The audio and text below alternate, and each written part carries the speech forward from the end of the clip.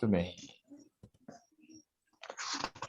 Obrigado. A Adelita tinha colocado aqui também na mensagem, eu não tinha Eu visto. vi, ela tá aqui, eu vi que ela pôs. Muito bem. Então, vou repetir a pergunta para ficar gravado. A encarnação, os assuntos de hoje, encarnação e divindade. Vamos começar diferente. Por que Cristo teve que encarnar? Qual é a razão, o motivo de Cristo ter encarnado? Por que ele precisou fazer isso? Para sentir o que o homem sente? Para sentir o que o homem sente, o que mais? Pois não. Para que ele, sendo homem, pelo pecado que o Adão trouxe à humanidade, teria que ser um homem e pagar o preço. Então, ele, como Deus, não teria como, né? Então, teve que ser a imitação de um homem para pagar o preço do pecado, sofrer as consequências. Perfeito, perfeito. Então, olha só, a necessidade da encarnação, ela vem em função da condição que o homem foi colocado a partir do pecado. Certo? Então, Jesus Cristo precisou encarnar para que ele se fizesse homem, e se, conforme foi dito aí, pelo nosso irmão Vanderlei, né, Vanderlei? É isso? Não. Como que é o nome do irmão Acho que foi mesmo? eu, Alexandre. Foi o Alexandre que falou? Ah, tá, perdão. Foi. Para que ele, então, se identificasse com o ser humano. Então, a identificação de Jesus com o ser humano. Nós vemos que é sempre Deus que busca o homem, né? O homem não busca Deus. Mas Deus sempre se dirige ao homem para redimi-lo, para resgatá-lo, para salvá-lo. Então, em função dessa condição, dessa situação, Deus encarna para que ele pudesse se identificar com o homem e, assim, sofrer o martírio para que o pecado fosse pago, para que a justiça em relação ao pecado cometido pelo homem fosse feita em relação a Deus. Aí eu volto na primeira pergunta que eu tinha feito, né? A encarnação faz com que Cristo deixasse de ser Deus, deixasse a sua divindade de lado.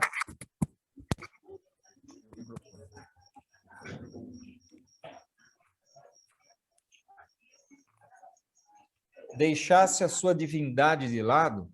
Ele precisou deixar de ser Deus? Porque antes de responder... Ele não deixou de ser Deus, mas ele não estava em toda a sua glória, né? Porque ele precisava... Porque se ele tivesse em toda a sua glória, ele não ia sentir as dores, os mesmos sofrimentos que nós, né?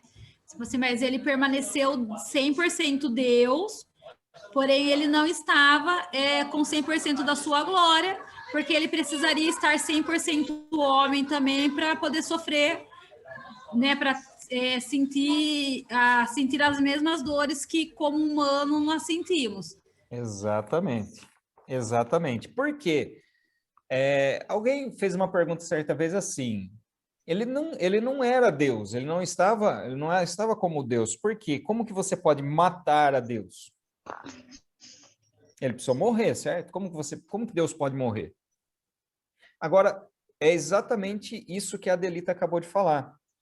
Porque quando ele está, por exemplo, né, ele está fazendo a sua oração sacerdotal, lá em João, no capítulo 17, se eu não me engano, Evangelho de João, deixa eu ver se é 17.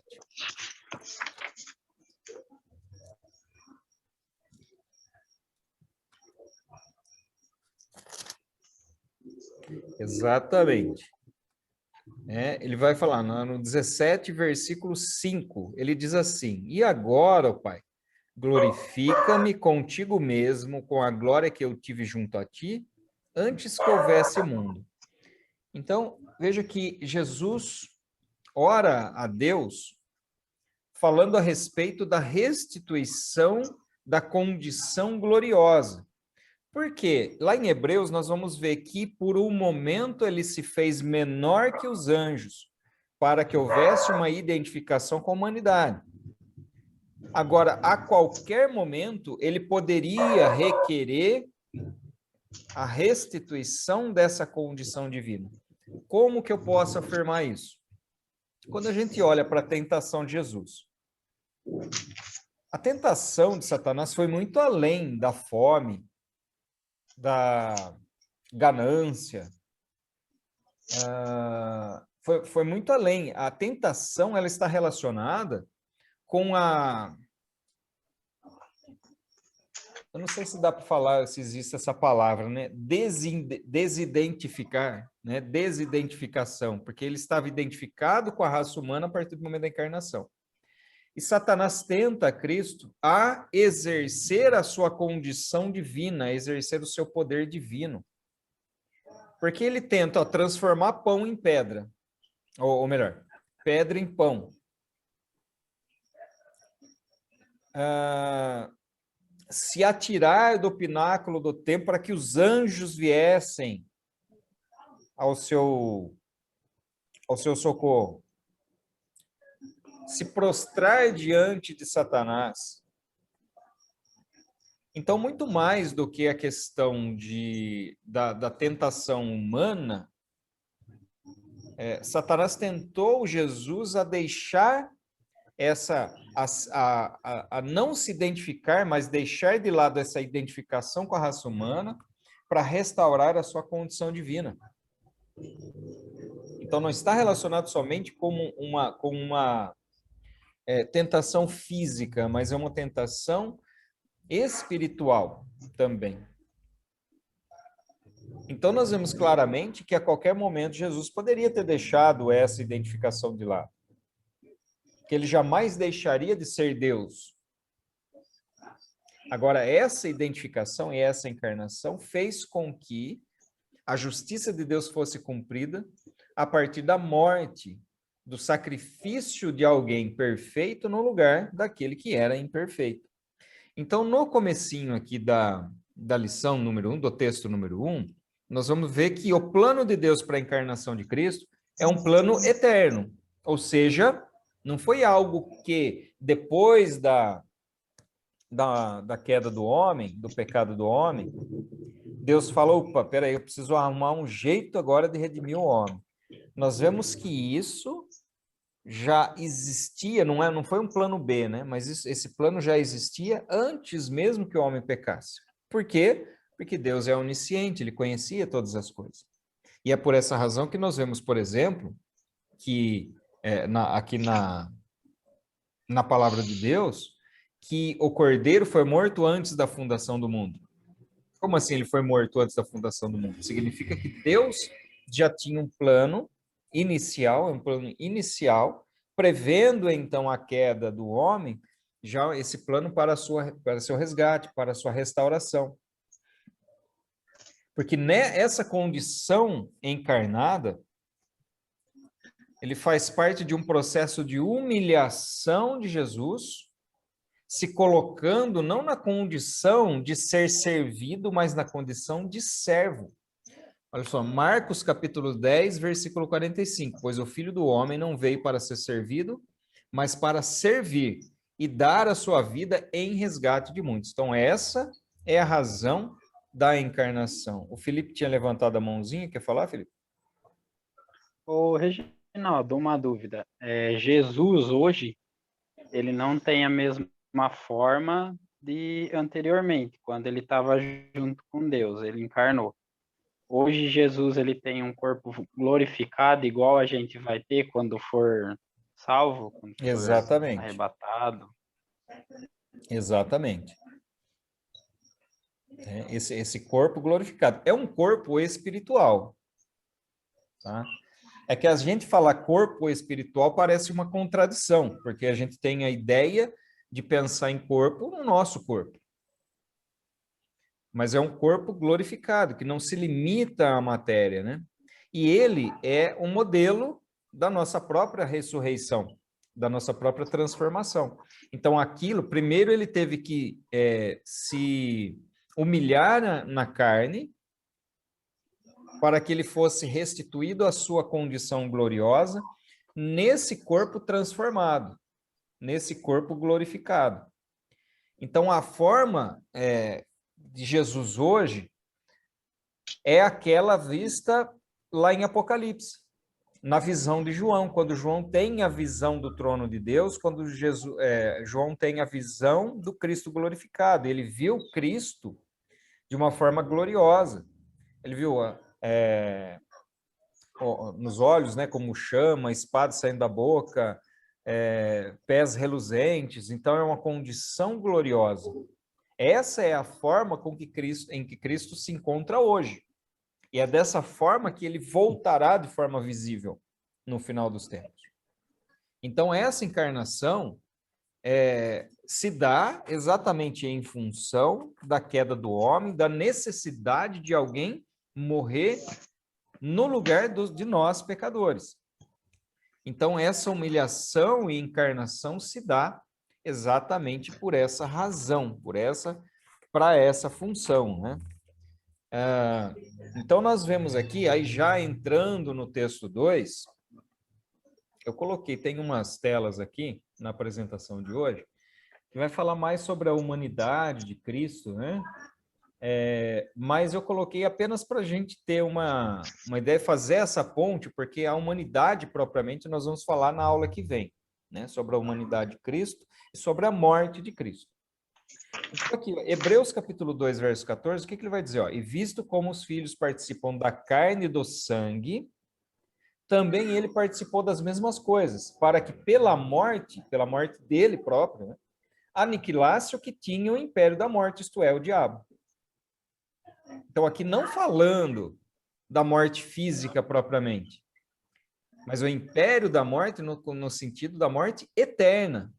Porque essa é a pior morte. Quando nós analisamos a consequência do pecado, nós vemos a morte física, a morte espiritual, que é a separação do homem com Deus, e a morte eterna, que é a condenação eterna em função do pecado.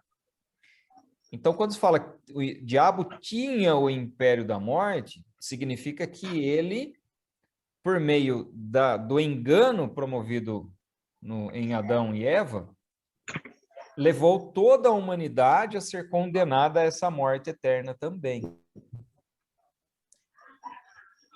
Então, Jesus vence, ele encarna para que ele pudesse morrer e morre para que ele pudesse vencer aquele que tinha o império da morte. Ele aniquilasse a morte, vencendo a morte através da ressurreição.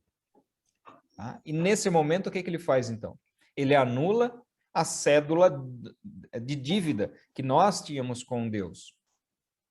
Deus tinha essa cédula contra nós, e agora essa cédula é paga pelo próprio sangue de Cristo. Então, aqui eu do corpo, alma e espírito de Cristo, né? Eu vou falar mais na aula que vem, então eu vou pular tudo isso daqui.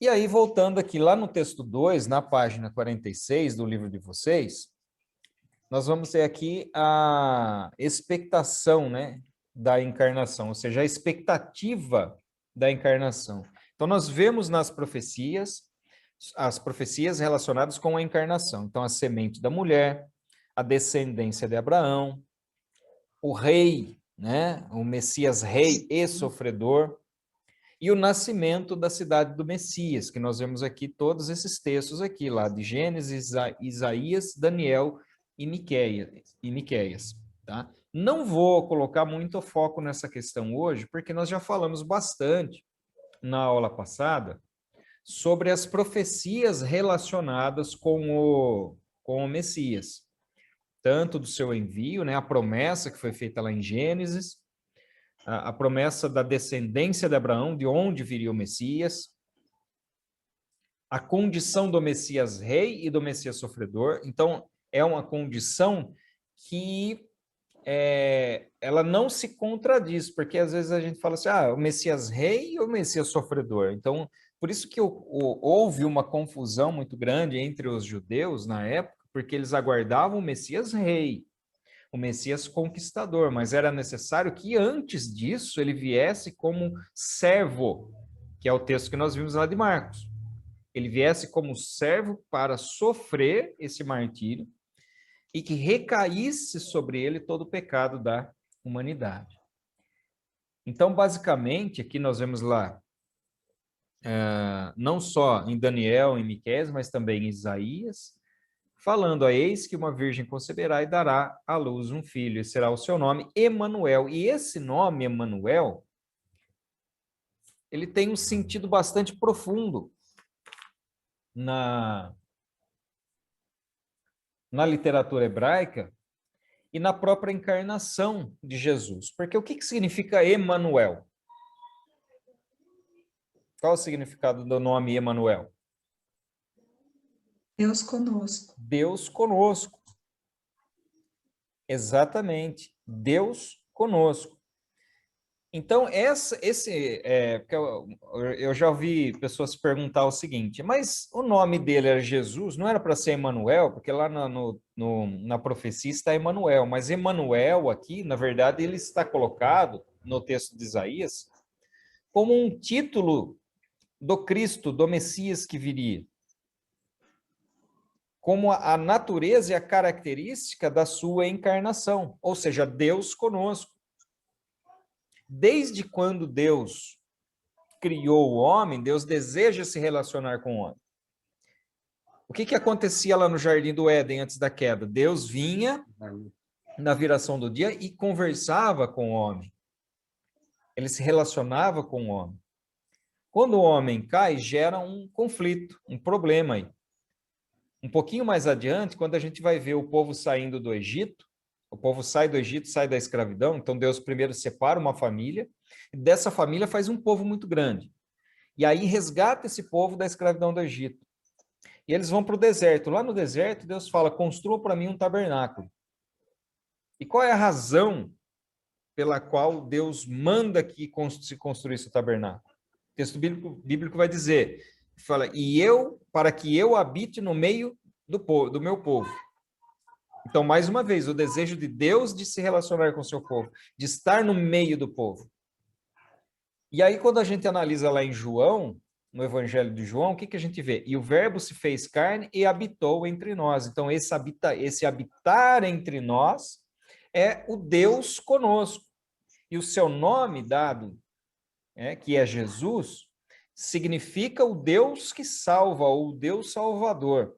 O Deus Salvador que se despe da sua glória e habita no meio do povo, que se rebaixa à condição de ser humano, que se humilha em carne, para que em carne ele possa servir de resgate a todos aqueles que estão destinados à perdição eterna, por meio do império da morte.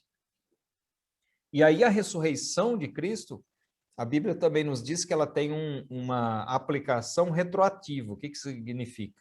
Vale não só dali para diante, né? Não é só aqueles que vieram depois de Jesus que são salvos, mas alcança todos aqueles que antes morreram, mas aguardando a promessa da redenção. Morreram na expectativa da vinda do Messias, assim como, por exemplo, Simeão tinha essa expectativa. Quando Jesus é apresentado no templo, e Simeão o apresenta, naquele mesmo momento, o Espírito Santo fala ao coração dele e fala: esse é o Messias. E aí ele dá a seguinte declaração. Fala: olha, Senhor, agora pode despedir o teu servo em paz, porque meus olhos já contemplaram a tua salvação. Então, a encarnação é o cumprimento da profecia de Deus se estabelecendo no meio do homem, de Deus habitando entre o povo. Aquilo que, por meio dessas profecias aqui, né, algumas delas estão aqui, outras nós vimos na aula passada, Jesus então prometeu que enviaria esse Messias. No texto de número 3, então, no texto de número 3, nós vamos ver que Deus preparou uma mulher para gerar a Jesus. Deus preparou o mundo para receber o Messias, Deus preparou o antecessor de Jesus, que foi João Batista. Então, o texto 3 aí do livro de vocês, ó, a preparação da encarnação. Deus prepara todo o cenário. Deus prepara o campo político, Deus prepara o campo religioso, Deus prepara uma mulher da qual Jesus nasceria, e Deus prepara aquele que havia sido prometido lá em Malaquias.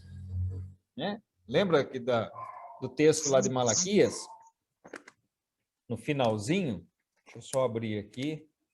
Malaquias, no capítulo de número 4, e versículo 5. Eis que eu lhes enviarei o profeta Elias antes que venha o grande e terrível dia do Senhor.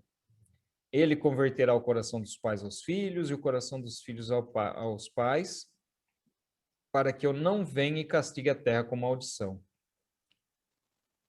Então veja, ó, capítulo 4, versos 5 e 6, que fala a respeito da vinda do Elias. E aí, lá no Evangelho de Marcos, o Evangelho de Marcos inicia dizendo o seguinte: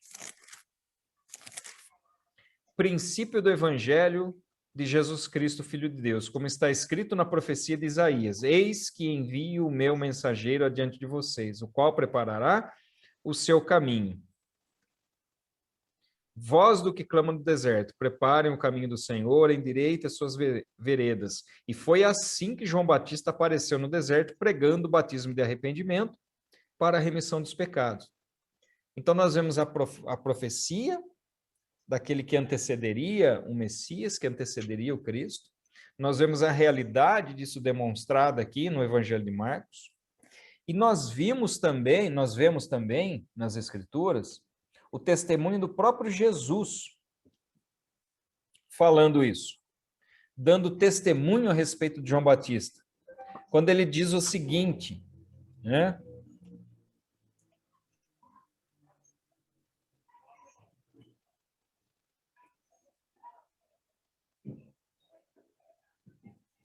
Quando ele diz o seguinte: se vocês querem dar crédito a alguém, esse é o Elias que havia de vir. Deixa eu só ver onde está o texto aqui.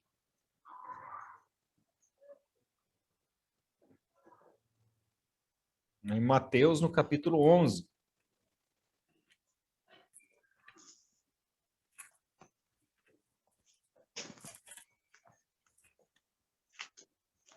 Mateus 11,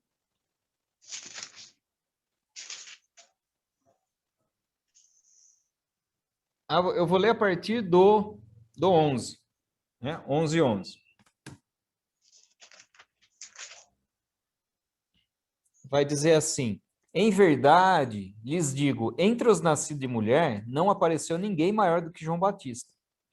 Mas o menor no reino dos céus é maior do que ele. Desde os dias de João Batista até agora, o reino dos céus sofre violência, e os que usam de força se apoderam dele. Porque todos os profetas e a lei profetizaram até João. E se vocês o querem reconhecer, ele mesmo é o Elias que estava por vir. Fazendo menção, então, a essa profecia lá de Malaquias. Então, veja, Deus prepara o antecessor, Deus prepara o ventre que geraria o Salvador, através do anúncio ali do anjo Gabriel a Maria, que está relatado lá em Lucas, no capítulo 1, e as condições do mundo de uma forma geral. E aí, lá em Gálatas 4:4, Paulo vai falar isso, que Jesus veio na plenitude dos tempos, né? O que é a plenitude dos tempos? É o momento perfeito, o momento exato em que o mundo estaria preparado para receber o Messias, para receber a encarnação do Messias. Então, a influência política romana, a influência intelectual dos gregos, a influência religiosa dos judeus, ou seja, o tempo perfeito, o tempo propício para que o Messias encarnasse. E da mesma forma, nós que aguardemos agora a volta de Cristo, isso também acontecerá naquilo que se chama na plenitude dos gentios. Então, olha só, ele chama, tem 3 plenitudes citadas na Bíblia: plenitude dos tempos, plenitude dos gentios e plenitude dos judeus. Então, a plenitude dos tempos está relacionado com a encarnação de Cristo. A plenitude dos gentios está relacionada com o período da igreja, em que até o seu arrebatamento. E a plenitude dos judeus está relacionada com o estabelecimento do reino milenar, quando Cristo voltará de forma visível para estabelecer o seu reino milenar aqui na Terra. Reginaldo, Sim, pode falar, Rê. por que aqui fala que João Batista é o menor do reino dos céus e maior do que ele?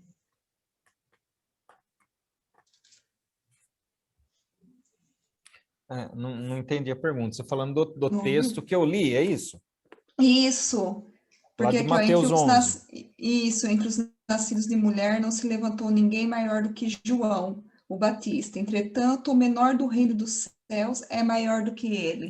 Ele está fazendo uma comparação entre aqueles que anunciaram a vinda do Messias, então as profecias relacionadas à vinda do Messias, né, que aí ele vai mostrar aqui que dentre os nascidos de mulher não houve ninguém maior que ele, mas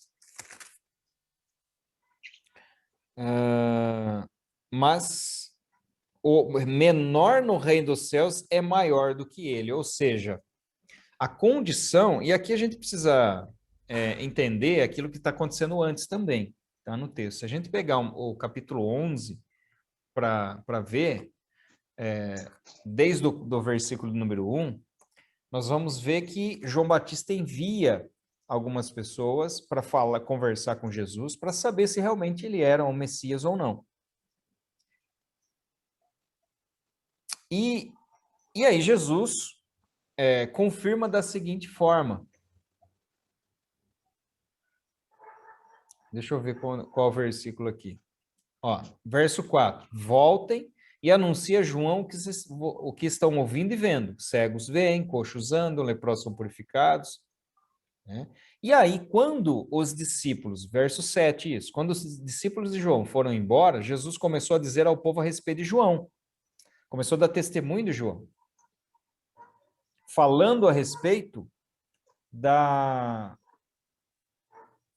função de João como predecessor do Messias. Porque o que ele fala? Olha, o que vocês foram ver no deserto? Um caniço agitado pelo vento? O que vocês foram ver? Um homem vestido de roupas finas? Os que vestem roupas finas moram nos palácios reais. Sim. O que vocês foram ver? Um profeta? Sim, eu lhes digo, e muito mais do que um profeta. Este é aquele de quem está escrito. E aí ele vai fazer menção à profecia. E aí dá o testemunho a respeito de João Batista, como sendo um profeta. João Batista é considerado um profeta veterotestamentário. Então, o que ele vai dizer? Dentre os nascidos de mulher, não tem ninguém maior do que João Batista. Por quê? Porque João Batista, ele foi o predecessor, foi aquele que veio no espírito de Elias para anteceder o ministério do Messias. Só que a partir da pregação de Jesus, Jesus começa a dizer o seguinte: é chegado a vós o reino de Deus, é chegado ou o reino de Deus, o reino dos céus. A partir daí, ocorre uma mudança no cenário daqueles que aguardavam, que ficavam na expectativa, e aqueles que agora viviam na realidade do reino dos céus. Não mais na expectativa, mas na realidade, porque o reino de Deus estava sendo implantado a partir dali. E é por isso que ele fala, e aqueles do reino dos céus, o menor no reino dos céus é maior do que ele, fazendo uma comparação entre a expectativa da encarnação e a realidade da encarnação e a implantação do reino dos céus que viria a partir dali. Então é nesse sentido que ele fala, né? Incluindo não só aqueles que vinham a partir dali, mas todos aqueles que viveram nessa expectativa, que passariam posteriormente na ressurreição a fazer parte também desse reino dos céus.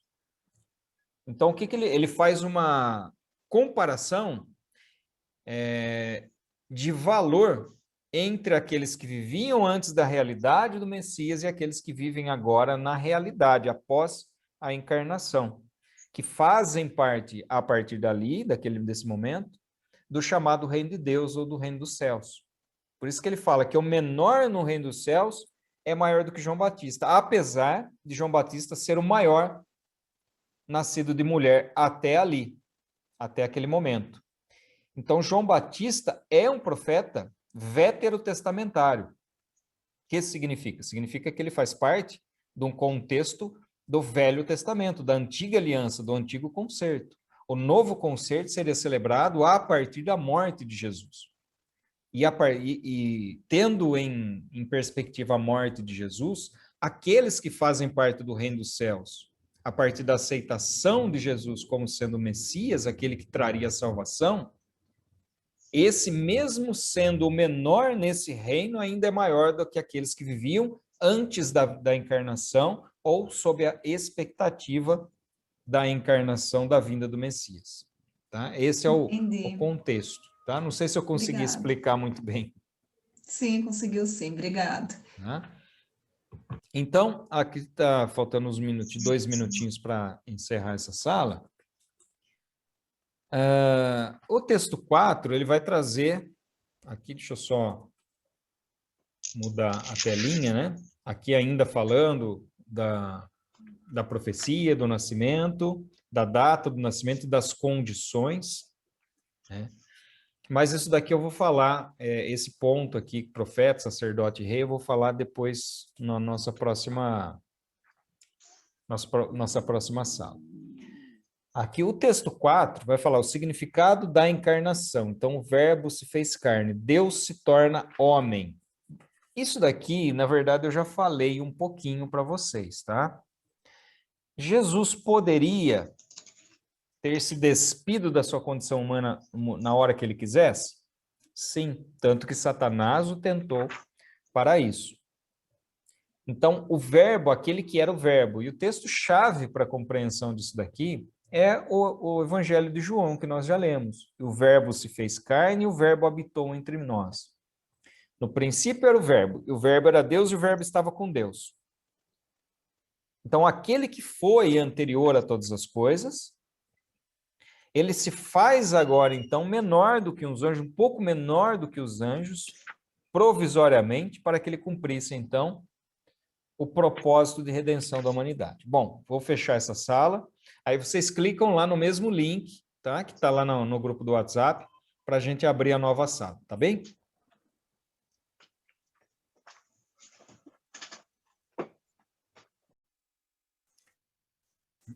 Muito bem, coloquei aqui para iniciar a gravação.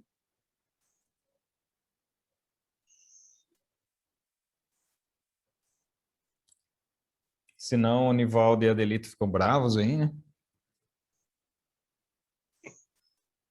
Ó, ainda nesse texto 4 aqui da lição de número 3, tem uma frase aqui que eu achei interessante. Por que eu achei interessante? É fácil a gente entender, a gente assimilar a humanidade e a divindade de Cristo ao mesmo tempo? É fácil a gente assimilar isso? O que vocês acham? Vocês entendem de forma... difícil. É difícil? É difícil. É fácil compreender e assimilar a ideia da Trindade? Um Deus, 3 pessoas? É difícil por causa da limitação da nossa mente, né?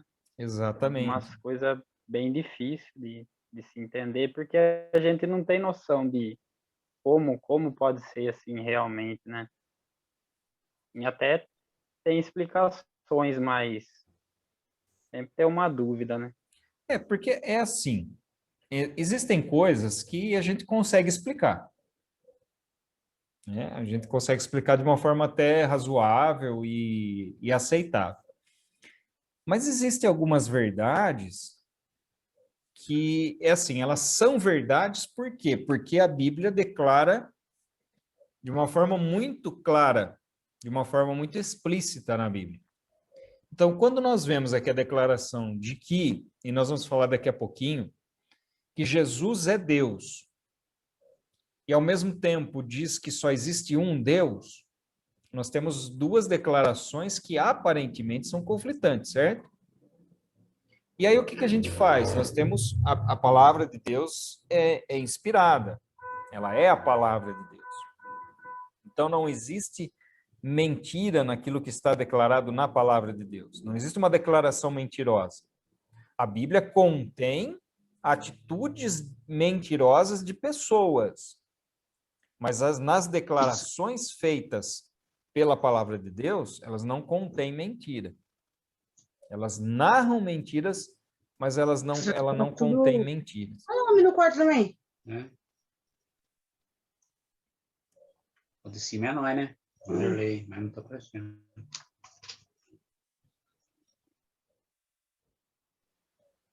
Então, é fácil de compreender isso? Nem sempre. A gente pode tentar explicar. E, às vezes, pode ter até uma explicação, fala, poxa, essa parece que chegou um pouco mais próximo daquilo que, de fato, a Bíblia apresenta.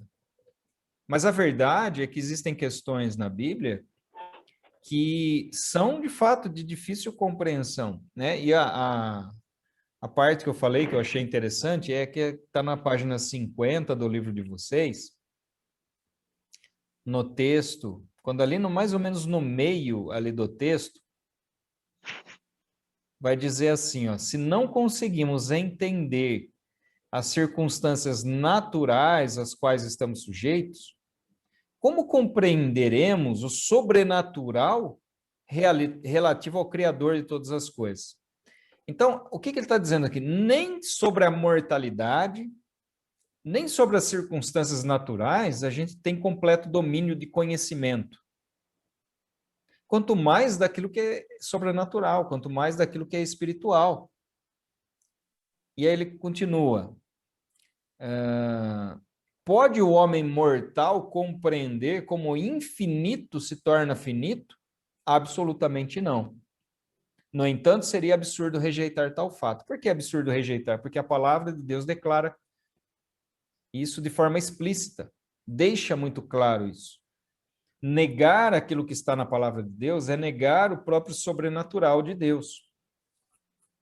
Então, o fato, às vezes, de nós não termos condições de compreender completamente a mente de Deus, porque nós que somos limitados, como é que a gente vai compreender a mente daquele que é criador de todas as coisas? Se até das coisas naturais, às vezes, a gente tem dificuldade de compreender, quanto mais daquilo que é espiritual. E é por essa razão que a Bíblia diz que nós devemos viver pela fé. Porque é o Espírito que testifica ao nosso espírito as verdades espirituais. O apóstolo Paulo vai dizer isso. Ninguém compreende das coisas do Espírito, senão aqueles que são espirituais. O homem carnal compreende as coisas da carne, e o homem espiritual das coisas do Espírito. Então, é somente pelo testemunho do Espírito Santo que nós conseguimos uma compreensão melhor daquilo que é espiritual. Nós podemos e devemos, na verdade, até fazer esse exercício intelectual.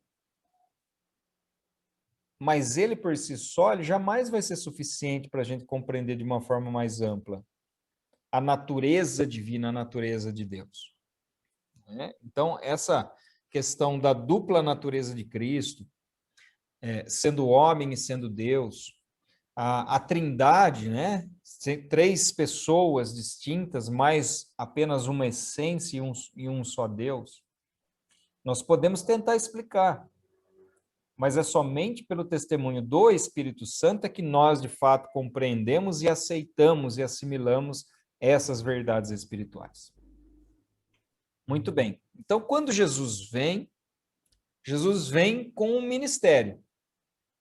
Nós vemos o rei, nós vemos o sofredor, o servo, nós vemos aquele que veio resgatar a humanidade e aquele que veio para, posteriormente, também completar o reino de Deus aqui na Terra.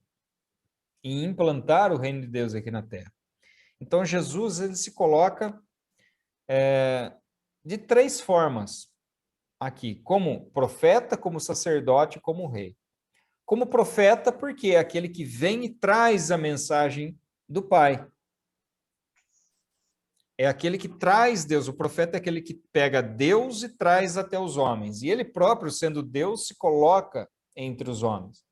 Mas ele também é sacerdote, porque ele faz a mediação entre o homem, pega na mãozinha do homem e leva ao encontro de Deus. Esse é o papel do sacerdote.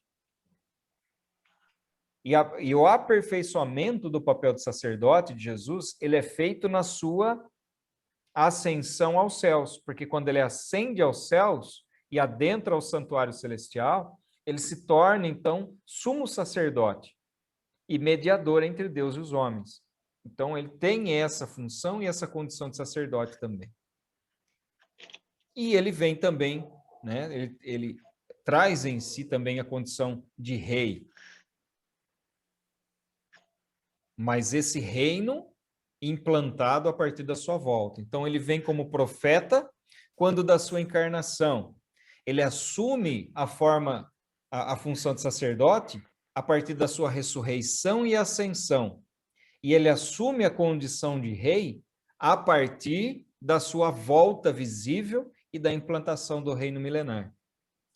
Então, nós vemos que o estopim, né, que é a própria encarnação, faz com que Jesus acumule essas funções de profeta, sacerdote e rei sobre as nossas vidas. E desde já, né, aquilo que ainda acontecerá, que é no caso, por exemplo, a implantação do reino milenar, nós já temos como realidade espiritual nas nossas vidas. Embora a realidade física ainda não esteja presente, que é o reino milenar propriamente implantado aqui na Terra, mas a realidade espiritual nós já podemos ter essa percepção a partir da declaração que nós fazemos de que Jesus já é, ele não vai ser, Jesus já é Rei dos Reis e Senhor dos Senhores. Então, a encarnação faz com que se aperfeiçoe todas essas funções da pessoa de Jesus, como sendo o Messias, como sendo o Cristo, na vida daquele que o aceita como único e suficiente Salvador. Tudo bem? Deu para entender até aí? Muito bem, aí nós vamos falar sobre a divindade de Cristo. Apesar de um pouquinho a gente já ter falado aqui, mas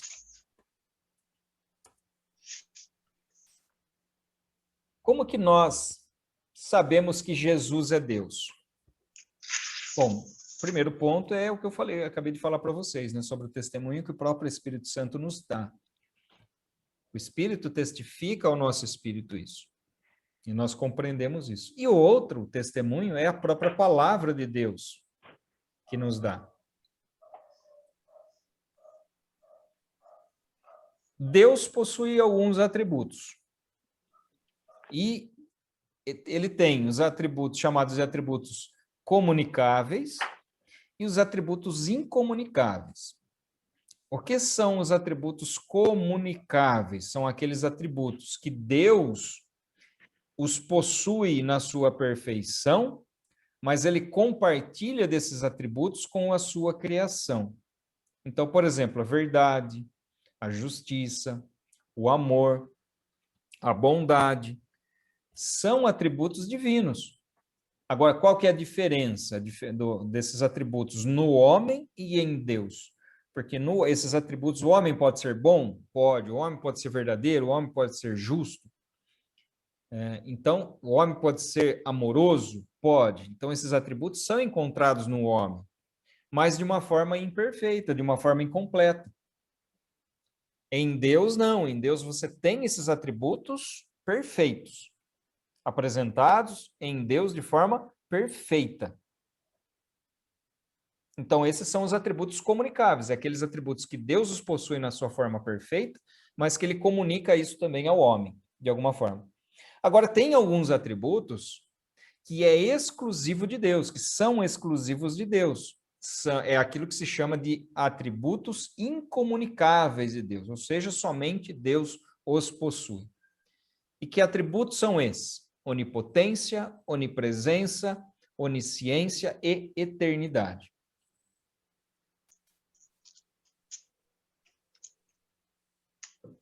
Somente Deus os possui. Somente Deus pode ter esses atributos. E aí, quando a gente olha para a palavra de Deus, o que ele fala a respeito de Jesus? Fala que Jesus também possui esses atributos. Quando Jesus fala, eis que me foi dado todo o poder nos céus e na terra. Todo o poder. A onipotência. Eis que me é dado todo o poder nos céus e na terra. Quando a gente fala a respeito da onipresença de Jesus, quando ele fala, ó, João 17,5, glorifica, meu Pai, junto de ti mesmo, com aquela glória que tinha contigo, antes que o mundo existisse. E aí Jesus diz que mesmo após a sua ascensão, lá em Mateus 28:20, eis que estou convosco todos os dias até a consumação dos séculos. Como que Jesus poderia prometer isso se ele ia ascender aos céus? Mas ao mesmo tempo estar presente entre os discípulos, exatamente pela sua natureza divina. Onde estão 2 ou 3 reunidos em nome de Jesus, ali o Senhor se faz presente. Então aqui também mostra a onipresença, então, a onipotência, a onipresença e a onisciência. Jesus é onisciente. Porque ele também conhece todas as coisas. Aí vem uma perguntinha, né? Perguntinha, inclusive, que está até aí na tela. Se Jesus é onisciente, por que confessou em certa ocasião não saber o dia nem a hora da sua segunda vinda? Alguém poderia dizer?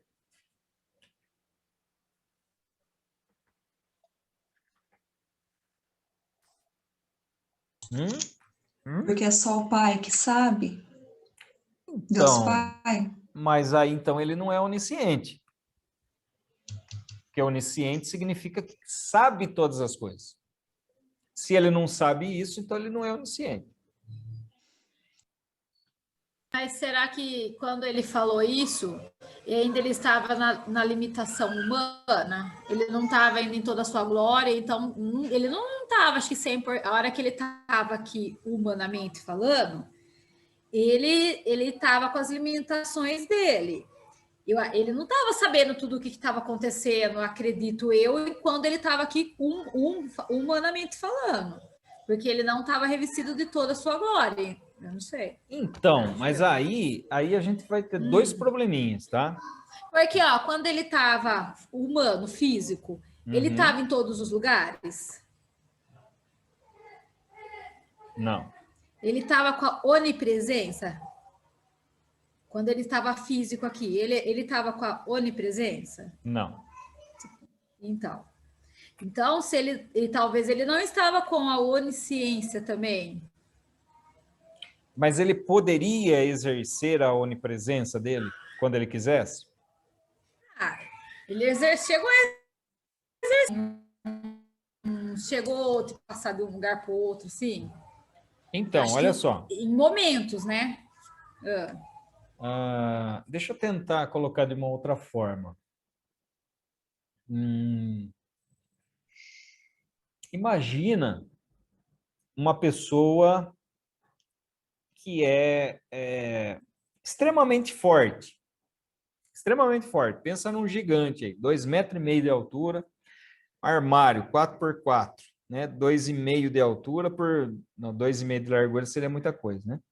Mas pensa, né? Aí vem um policial franzino para prender esse rapaz. E aí esse camarada aí, de 2,5 metros de altura, ele se submete, estica a mão, deixa ele prender. E aí esse guarda, esse policial franzino, coloca a mão no braço dele e encaminha ele para uma cela, por exemplo. Você sabe que tem até um filme que mostra bem isso, né? Vocês já viram aquele filme A Espera de um Milagre, que tem um grandão lá, um fortão lá, só que era manso, manso de tudo, né?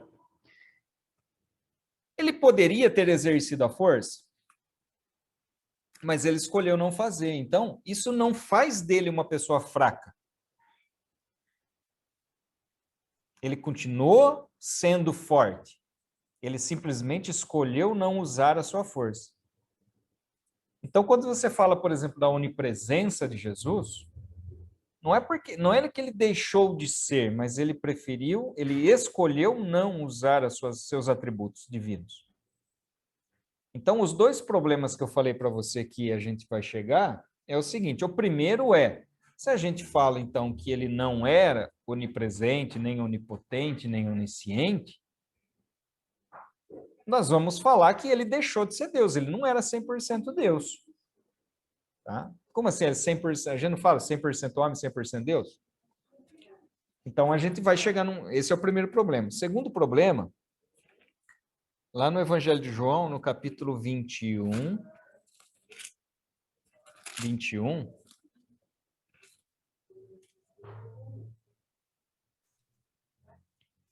e versículo, deixa eu ver o versículo aqui, 17. Quando Jesus está conversando com Pedro, Pedro fala assim, o Senhor sabe todas as coisas, o Senhor sabe que eu o amo. Então, o Senhor sabe todas as coisas. Tudo bem, aqui alguém pode falar, mas aqui que Jesus já estava ressuscitado. Mas aqui o próprio Pedro declara que Jesus conhecia todas as coisas. Também. Então, nós vamos ter que reputar aqui Pedro também como mentiroso. E outra coisa, estando numa condição encarnada ou ressuscitada, a onisciência é um atributo divino. Se Jesus, antes ou depois, era onisciente, isso implica que ele também era divino. Tá? Então, a questão aqui de Jesus ter declarado, em parte, a gente pode, sim, relacionar com a limitação dele, limitação humana, mas não pelo fato dele não ter o poder, mas dele escolher não exercer o poder. Mas essa declaração que ele faz, desse dia e hora ninguém sabe, senão o Pai, ele está relacionado com uma analogia que é bastante frequente na Bíblia, que é a analogia do casamento. Quando Jesus fala, a própria Bíblia, em vários pontos, coloca Jesus como sendo o noivo e a igreja a noiva, né? E aí o esposo vem para buscar a sua noiva. Dentro do costume judaico, quando se celebrava um contrato de noivado entre as duas famílias, entre o marido, o futuro marido e a futura esposa, tinham ali obrigações mútuas do marido e da esposa e dos pais. Então, qual era a função do marido? O marido ia preparar o lugar para que eles pudessem viver. A mulher deveria preparar o seu enxoval e aguardar quando o noivo viesse. Só que dentro da cultura da época, o que acontecia? O próprio noivo não sabia qual seria a data do seu casamento, só o pai do noivo é que sabia. E aí, quando o pai do noivo chegava para o filho e falava, filho, ó, chegou a hora, tá pronto aí? Tá pronto. Então, chegou a hora, hoje é o dia do seu casamento. Então, quando ele diz isso, quando ele falou isso, aqueles que estavam ouvindo sabiam exatamente o que Jesus estava falando. Que ele estava fazendo referência a esse contrato, a essa celebração de casamento. Porque a volta de Jesus não é que ele não sabia, é que ali, na sua condição e na analogia que ele estava fazendo, isso não seria revelado às pessoas. Até hoje, né? Todo mundo quer saber que dia que Jesus vai voltar. Alguns arriscam, inclusive, a colocar data. Mas o próprio texto bíblico diz, eles perguntaram para Jesus, e ele diz, daqui do dia e hora ninguém sabe. Aí tem alguns mais espertinhos que falam, dia e hora não sabe, mas o ano a gente pode saber. E aí começa a se colocar data, no ano tal, haverá a volta de Jesus. Então, aqui, a razão pela qual Jesus disse, daquele dia e hora ninguém sabe, nem os anjos, mas somente o Pai, ele está fazendo analogia com o contexto cultural do próprio casamento, porque esse dia da volta de Jesus é exatamente o dia da união do noivo com a sua esposa. O momento em que o noivo vem ao encontro da noiva e a noiva vai ao encontro do noivo. Se celebra o pacto, existe o período do noivado, onde a noiva aguarda a vinda do noivo, e ouvida a trombeta, ouvida a festa na rua, quando vem a comitiva do noivo, a noiva ouvindo, então ela se atavia, se prepara e vai ao encontro. E é exatamente o que diz o texto bíblico relacionado ao arrebatamento, quando a igreja será conduzida a encontrar com o Senhor nos ares. Então, todo esse contexto, ele diz respeito a essa analogia exatamente do casamento, né? Então, aqui, ele está relacionado também à questão de Jesus estar numa condição humana? Sim, mas isso não significa que ele deixou o seu poder, ele preferiu não usar o seu poder, e é por isso que o texto vai dizer, sendo Deus, não usurpou ser igual a Deus. Então, ele era Deus, sim, onisciente, onipotente, onipresente. Mas por causa da humilhação da carne e do propósito de se entregar e de perceber todas as tentações que a humanidade sofria, ele preferiu não usurpar a sua condição de Deus, ou não exercer a sua função divina. Tá? Por uma escolha. Não por uma imposição da sua condição humana, mas por uma escolha pessoal em não exercer isso. Certo?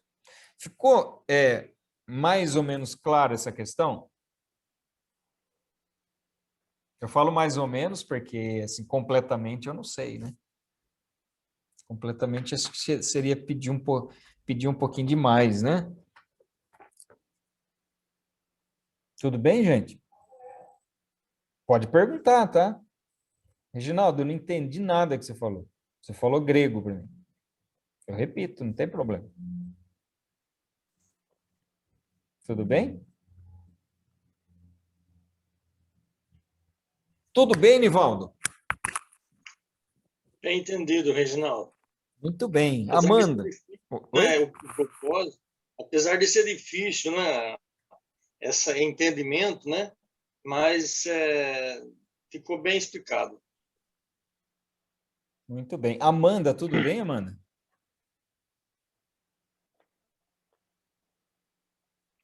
Pra falar a verdade, eu não entendi nada. Não. Ainda mais que essa rua é terrível. Tá um tropé aqui atrás de mim que eu não perdi tudo. É umas criançadas passando isopor na parede. Tá terrível. Até isso. Nossa, que beleza. Até isso. Vai nevar aí agora, então, né? Vai. Então, pra falar a verdade, eu fiquei bem perdida E fica agora. uma delícia para limpar, né? Não, aqui quem limpa é o vento, então. Então, olha só. Mais uma vez, né? Jesus, quando encarnou, ele poderia exercer a sua função de Deus? Sim, a qualquer momento, o momento que ele quisesse. E é por isso que o texto diz, sendo Deus, não teve por usurpação ser igual a Deus. E por que ele não quis ser igual a Deus? Porque era na sua condição humana que ele cumpriria a função de servo para sobre ele recair os pecados de toda a humanidade. Se ele exercesse a condição divina, que mérito isso teria? Que justiça seria aplicada a nós? Mas ele teria que, na sua encarnação, na sua humilhação na carne, na sua condição humana, se submeter à perseguição, se submeter às tentações, se submeter à própria morte. Então, ele poderia, a qualquer momento, acabar com isso. Mas ele escolheu não fazer. Então, essa submissão que ele teve em carne não significa que ele deixou de ser onisciente, não significa que ele deixou de ser onipotente, não significa que ele deixou de ser onipresente.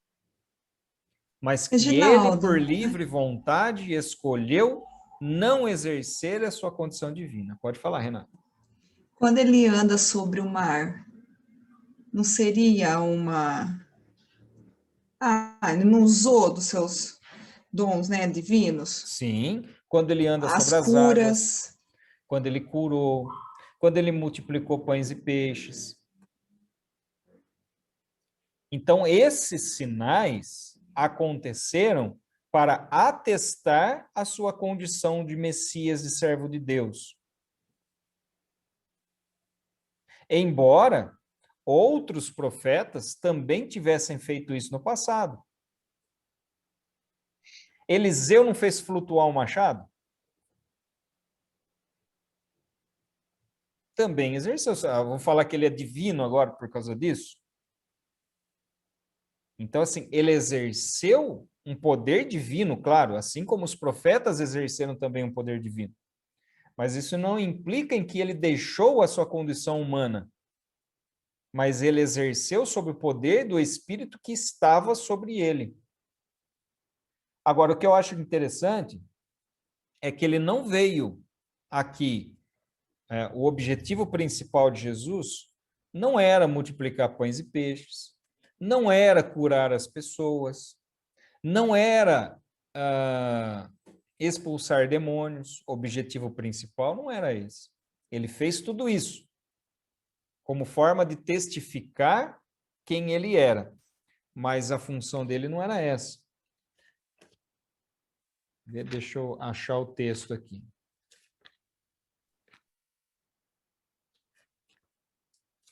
Eu acho que está em Marcos, mas eu não tenho certeza. Vamos lá.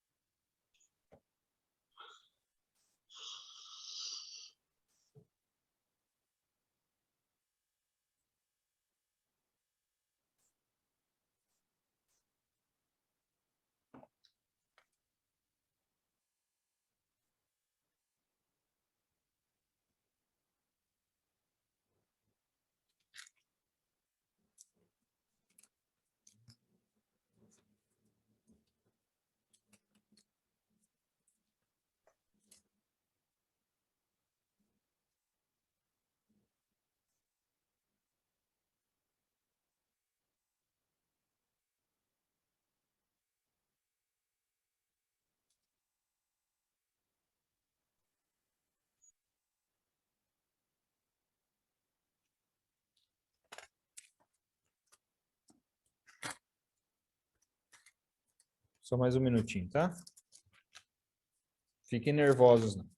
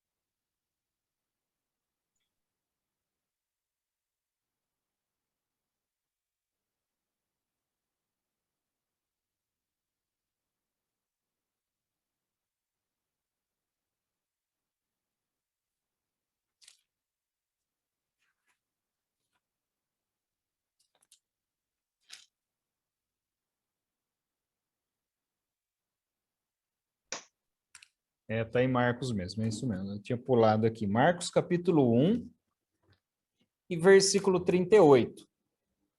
Ele vai dizer o seguinte, ó.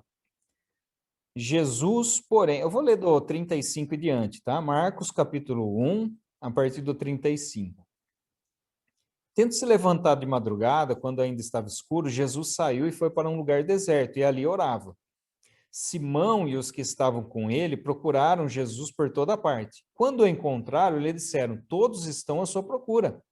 Jesus, porém, lhes disse, vamos a outros lugares, aos povoados vizinhos, a fim de que eu pregue ali também, pois foi para isso que eu vim. Então, qual é a razão de Jesus ter vindo em carne? A principal razão foi para anunciar, para pregar o evangelho, as boas novas da salvação. As curas, os milagres eram consequência da sua missão principal, que foi pregar o evangelho, morrer e ressuscitar. Morrer pelos nossos pecados e ressuscitar, se fazendo primícia daqueles que ressuscitarão também no futuro, de nós que ressuscitaremos no futuro. Então, a função central de Jesus era essa. Mas, vamos dizer assim, como um efeito colateral, se é que a gente pode falar assim, Jesus também praticava milagres, curas. E aí, isso foi transmitido, inclusive, aos discípulos posteriormente. Jesus comissiona os 12, depois comissiona os 70. Quando Jesus ascende aos céus, Jesus transmite esse poder também aos próprios discípulos, que ele fala, Jesus diz que eles receberiam as virtudes do alto, quando desceria sobre eles o Espírito Santo, e no poder do Espírito Santo eles fariam também milagres. Mas tudo isso, até hoje, acontece como consequência, não como missão principal. Quando Jesus passa a missão para a igreja, o que ele fala? Ele fala, vocês vão ser minhas testemunhas em Jerusalém, na Judéia, Samaria, até os confins da terra. E aí ele vai dizer, pregai o evangelho e fazei discípulos. Pregue o evangelho e façam discípulos. Ele concedeu poder para curar, para fazer milagres também, mas isso não é a função central da igreja, nem nunca foi a função central do próprio Jesus, quando ele veio. A razão central pela qual ele veio foi pregar o evangelho.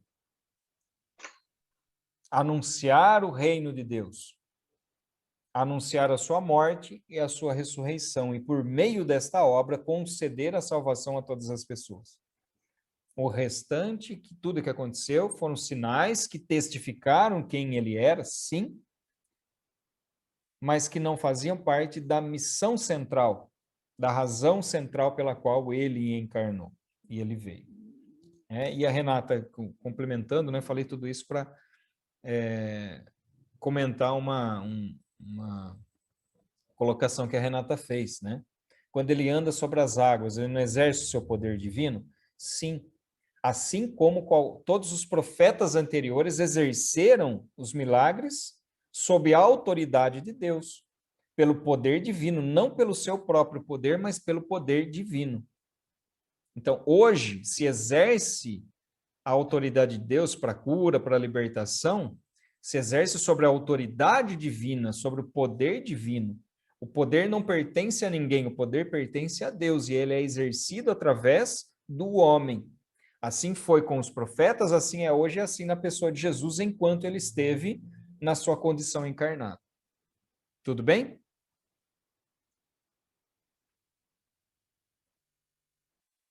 E o último dos atributos aqui é a eternidade. Né?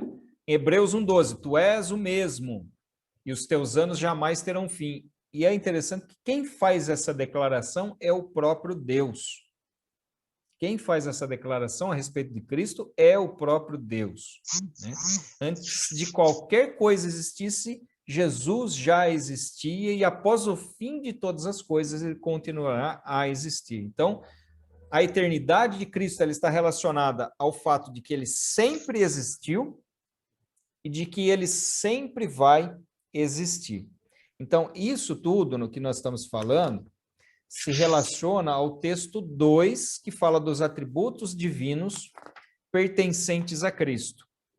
Aí eu pulei o texto 1, porque o texto 1 ele vai voltar aqui, né, nos nomes divinos atribuídos a Cristo. Deus, Senhor e Filho de Deus, que é o que está no meio da tela aqui de vocês, né? Aqui, ó. Chamado Deus, chamado também de Senhor e chamado de Filho de Deus. E aqui algumas referências que vão demonstrar essas características, esses atributos dados pela palavra de Deus ao próprio Jesus, né, ao Senhor Jesus, né? E aí no texto 2, falando dos atributos divinos incomunicáveis. Então, mais uma vez, se os atributos são incomunicáveis, significa que ele pertence somente a Deus. Se Jesus os possui, por inferência lógica, nós entendemos então que a Bíblia declara que Jesus é Deus. Jesus não só agiu na autoridade de Deus, mas Jesus se apresentou sendo o próprio Deus. E a Bíblia apresenta Jesus sendo o próprio Deus. Tá certo? Então vamos ter que abrir uma nova sala, tá? Já está acabando um minutinho aqui. A gente clica lá no mesmo link e já volta aqui na sala.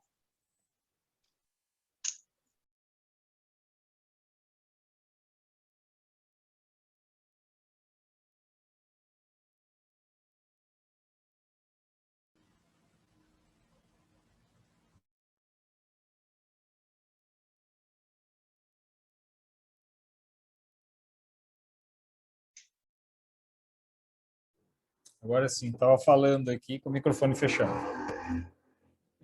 Muito bem, então vamos lá, ó.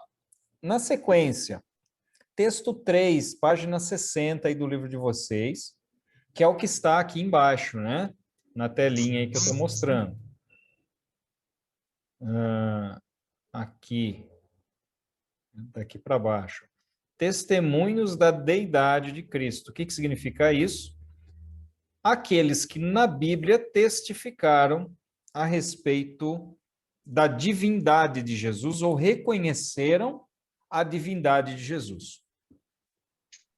Então a gente vê que, indo na sequência, não na sequência que aparece aí na tela, nem na sequência que está no livro, mas na sequência do texto bíblico, Mateus capítulo 2, versículo 11, vai dizer assim: entrando na casa, viram o menino com Maria, sua mãe. Prostrando-se, o adoraram e, abrindo seus tesouros, entregaram-lhe suas ofertas, ouro, incenso e mirra. Então veja que os sábios aqui do Oriente prestam adoração a Jesus enquanto ele ainda era um menino, né? Então o fato de prestar adoração indica que eles estavam reconhecendo a divindade de Jesus. Um pouco mais adiante, lá no capítulo 14, ainda em Mateus, capítulo 14, e versículo 33, vai dizer assim, ó: e os que estavam no barco o adoraram, dizendo, verdadeiramente o Senhor é o Filho de Deus. Então aqui nós vemos, né, os discípulos reconhecendo essa característica divina de Jesus. Mateus capítulo 27 e versículo 54, nós vamos ler o seguinte: o centurião e os que com ele guardavam Jesus, vendo o terremoto e tudo que se passava, ficaram possuídos de grande temor e disseram, verdadeiramente este era o Filho de Deus. Então aqui nós temos o centurião reconhecendo também a natureza divina de Jesus.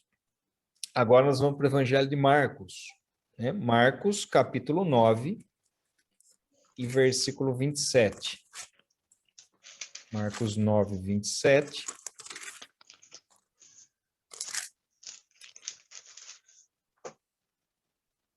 Aliás, está errado isso aqui, não é Marcos 9. Não pode ser, tem que ser lá no começo.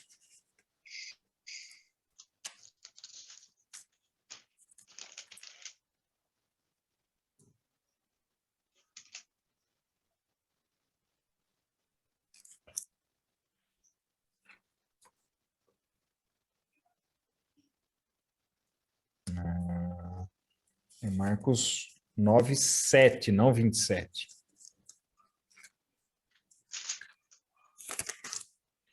Que vai dizer assim: a seguir veio uma nuvem que os envolveu e dela veio uma voz que dizia: este é o meu filho amado, escutem o que ele diz. Então, o próprio Deus declarando Jesus como sendo o Filho de Deus. Lucas, no capítulo 2,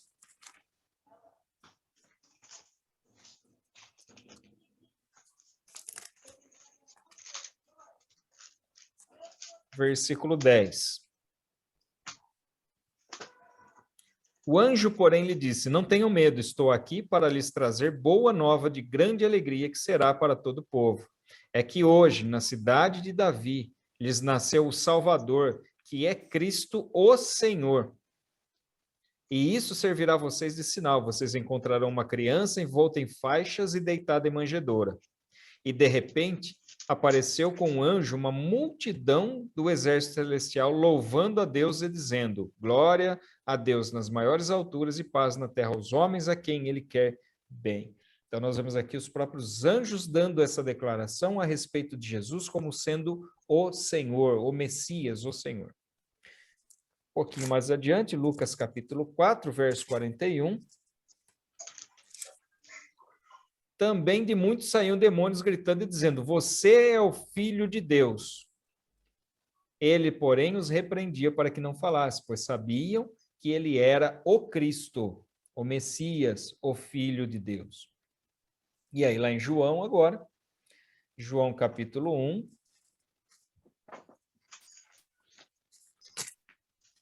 versículo 34.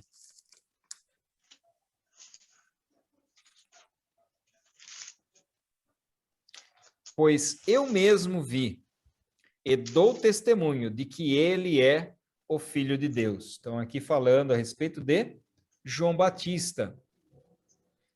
Um pouquinho mais adiante, ainda em João, agora no capítulo 9, e versículo 38.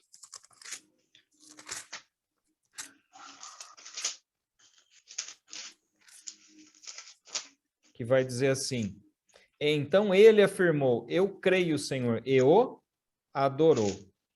E um pouquinho mais adiante, capítulo 11, verso 27.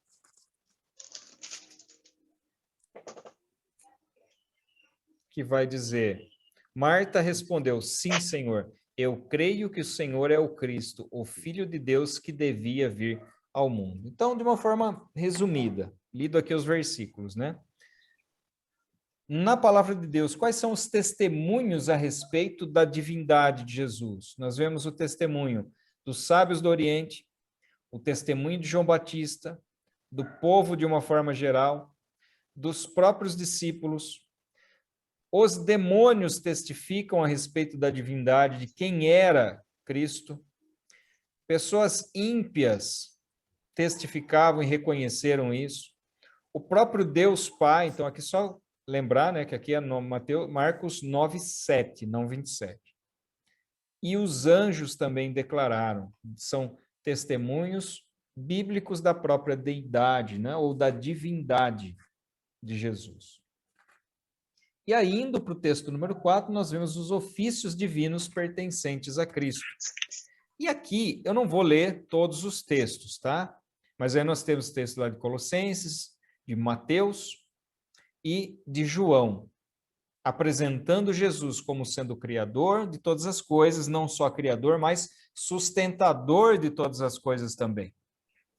Perdoador de pecados, ressuscitador, ou seja, aquele que nos conduz à própria ressurreição, e o juiz que há de vir julgar todas as coisas. Então, esses são ofícios atribuídos ao próprio Cristo. E por que que isso é importante? Porque são ofícios relacionados à pessoa divina, como sendo criador, sustentador, perdoador. Quem perdoa pecado? Senão Deus. E por que Jesus é acusado de blasfêmia? Porque ele próprio fala: eu perdoo os pecados.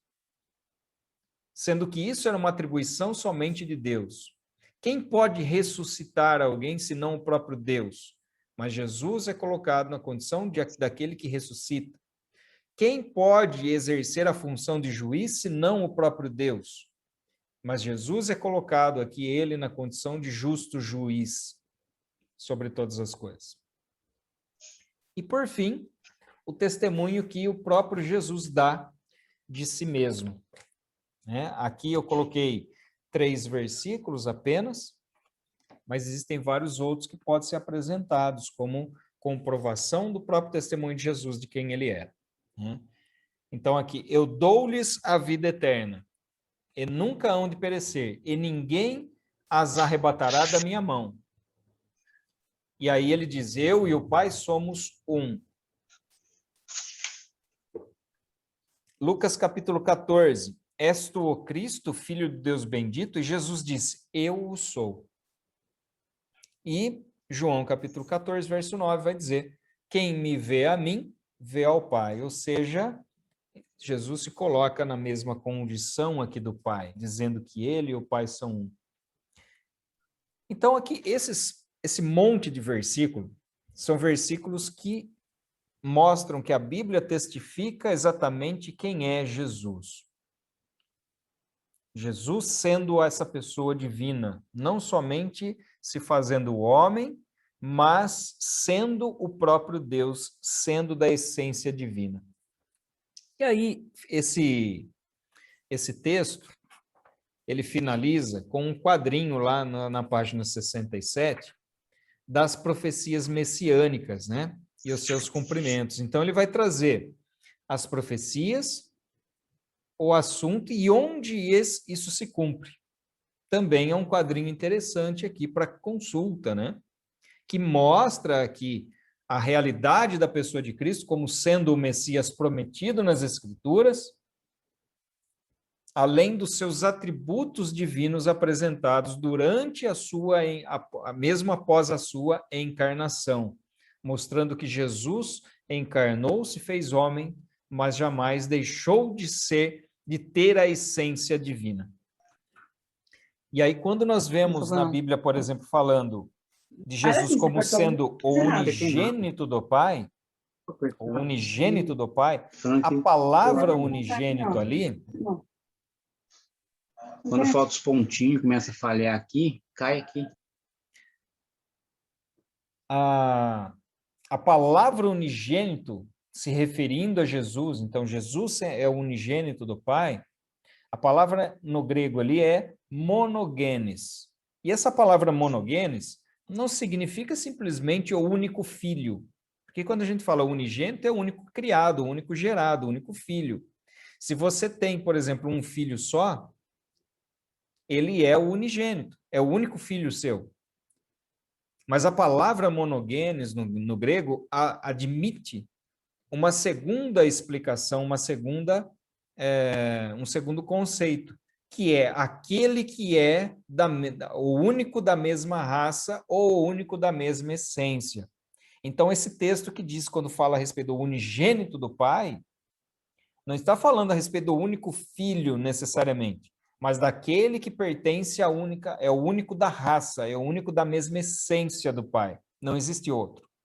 E se ele é da mesma essência do Pai, ele também é divino. Sempre foi e sempre será divino. E é por isso que nós cremos na Trindade, vendo que a Bíblia apresenta Jesus como sendo de natureza divina, mesmo que a Bíblia também admita que existe um único Deus. E essa é a razão porque nós cremos numa única essência em 3 pessoas, sendo apenas um Deus. Perguntas?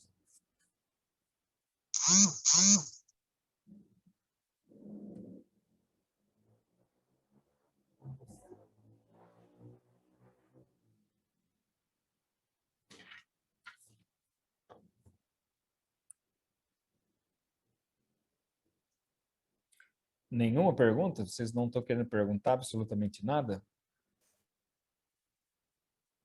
Muito bem. Deixa eu perguntar outra coisa para vocês, então. Como que foi a prova? Alguém já fez prova?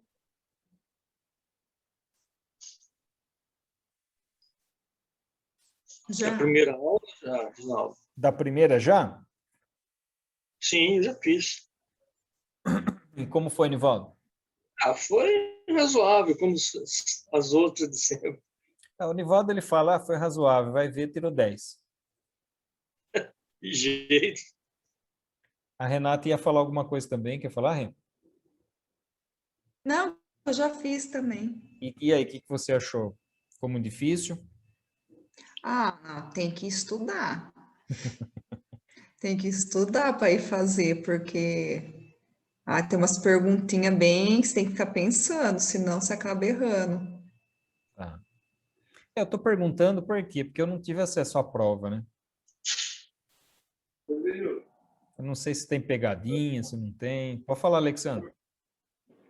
Eu fez umas coisas meio complicadinho lá, mas deu certo, eu acho. É, É, eu acho que deu certo, é bom. então. Mais alguém?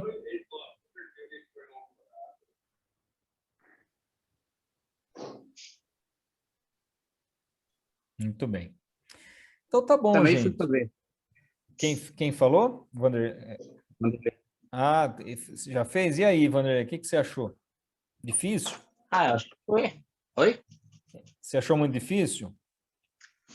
Muito difícil. Primeira vez, então fica um pouco meio, tipo... Você fica mais com medo de errado que você fazer o que é certo, né? Mas achei legal. Foi bom. Então tá bom. Eu vou ver se... Eu não sei se ela pode me dar a prova ou não, para dar uma olhada, né? Mas eu vou conversar com a Silvia, ver se eu tenho acesso à prova, só para dar uma olhadinha, para ver aqui como vocês foram nas provas também. Porque a gente vai falando aqui, às vezes, né, tem coisa que a gente não aborda, na prova tem, às vezes, alguma pegadinha, e você sabe como que é a pegadinha, né? Mudou uma palavra. Isso. Tinha umas lá que parece que tinha umas pegadinhas assim. Tinha umas lá que falavam assim, nenhuma delas tá correta. Olha lá. Então, às vezes, é colocado como pegadinha mesmo, mas, enfim, eu vou tentar analisar lá, tá? Bom, de qualquer forma, eu fico à disposição, tá? Eu espero que vocês tenham assimilado pelo menos um pouquinho daquilo que a gente comentou hoje, do que a gente falou hoje, sobre a encarnação e a divindade. Então, o que a gente viu hoje? Nós vimos a encarnação, a necessidade da encarnação, o motivo de Jesus ter encarnado, a condição da encarnação de Jesus, o cenário em que Jesus encarnou, e falamos a respeito da divindade de Jesus também, né? Sobre os atributos divinos e sobre os testemunhos que a Bíblia dá a respeito da divindade de Jesus e o testemunho que o próprio Jesus dá de si mesmo como sendo o Filho de Deus, como sendo divino, como sendo Deus. Qualquer dúvida que vocês tiverem, eu fico à disposição. Vocês podem me mandar lá pelo grupo ou no particular, eu estou à disposição, tá bom? Vamos fazer uma oração para a gente encerrar a aula de hoje, então. Senhor, mais uma vez eu te agradeço, Pai. Louvo ao teu nome. Nós bendizemos ao Senhor e declaramos o Senhor como Rei, como Senhor e Salvador das nossas vidas. Muito obrigado, Pai, pela tua bênção, pela tua proteção, não somente a nós, mas às nossas famílias também. Que esta bênção seja derramada a cada um que está aqui na aula e seja espalhada a todos aqueles que estão ao redor dessas pessoas. Capacita-nos, ó Deus, a cada dia a andar debaixo da tua bênção, embaixo da tua graça, a agir conforme o teu querer e o teu propósito. Abençoa, Senhor, a cada um, dando-nos uma semana abençoada também na tua presença. Livra-nos, Senhor, de todos os males, ó Deus, de toda doença, que nós estejamos cobertos pelo teu sangue, revestidos pela tua unção, e que o teu Espírito Santo tenha domínio pleno sobre as nossas vidas. Pedimos e te agradecemos no nome do Senhor Jesus, que seja para a honra e glória do teu nome, hoje e para sempre. Amém. Queridos, Deus abençoe, então. Fiquem na paz e eu fico à disposição mais uma vez, tá bom? Deus abençoe. Amém. Deus abençoe. Paz, Bye, bye. boa noite. Boa noite, paz. Paz, boa noite. Boa noite.